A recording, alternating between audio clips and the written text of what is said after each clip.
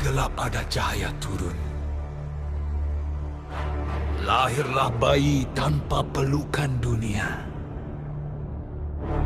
Karena tersisih dari istana, dibuang nasib. Namun darahnya api surya. Di sisi lain cahaya asmara dewa. Arjuna tumbuh dalam kasih Pandawa. Guru memanah menurunkan rahasia.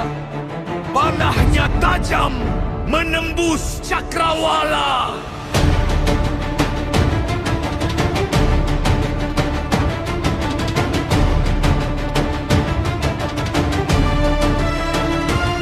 Karena belajar di tanah sunyi, tanpa nama tapi hati tak mati. Baju besi lahir dari cahaya matahari.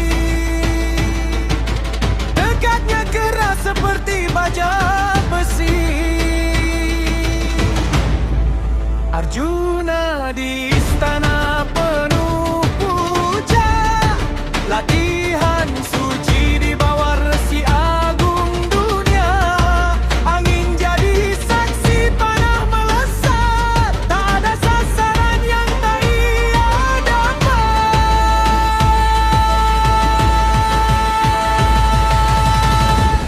Dua panah, satu takdir berbeda.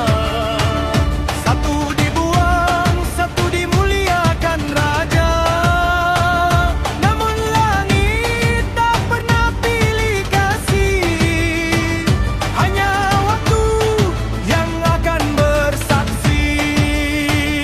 Karena bersumpah tak akan mundur. Meski dunia menutup seluruh pintu. Arjuna diam dalam doa dan ilmu. Menanti perang yang ditulis waktu. Oh, dua kesatria dalam satu bumi. Panahnya menulis sejarah abadi.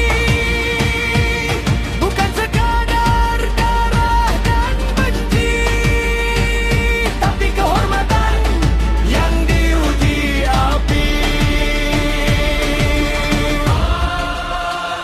Arjuna, siapa yang benar, siapa yang fana?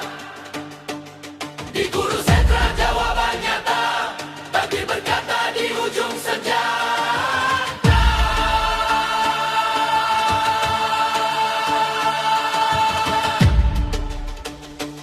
Guntur pecah di tanah Kurusetra. Ribuan jiwa jadi saksi luka. Kereta perang beradu cahaya. Panah melintas seperti doa. Langit berdiri tanpa gentar.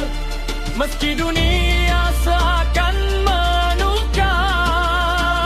Arjuna di atas kereta suci. Dibimbing Krishna menembus ilusi. Langit diam, bumi menahan nafas. Panah terakhir jadi garis batas. Karena jatuh bukan karena kalah, tapi karena takdir yang mengarah. Arjuna terpaku dalam sunyi. Tak ada musuh yang benar-benar mati. Hanya waktu yang menutup cerita. Dua kesatria kembali ke semesta. Kerah Kurusetra yang merah. Tersisa sunyi, bukan lagi amarah. Panah telah pulang ke asalnya. Jiwa kembali